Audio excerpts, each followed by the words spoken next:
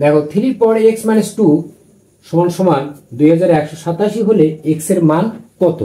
এটা আসলে কি সূচকের অঙ্ক। তাহলে কি বলছে যে 3 পাওয়ার x মাইনাস 2 সমান সমান 2187 হলে আমাদের এখানে x এর মান কত? তাহলে এই যে 2187 আছে এটাকে আমরা কি উৎপাদকে বিশ্লেষণ করব।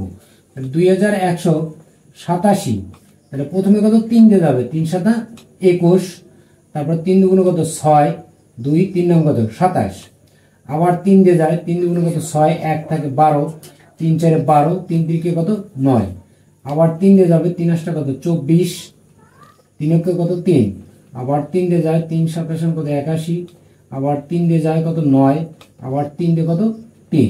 তাহলে এখানে 3 হলো কয়টা 1 2 3 4 5 6 7।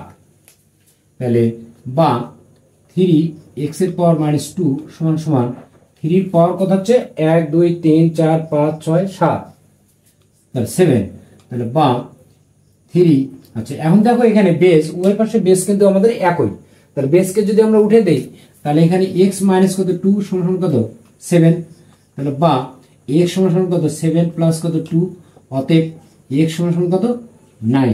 তাহলে আমাদের এটার आंसर হবে কত ঘ নাম্বার, যে x এর পাওয়ার হবে কত 9।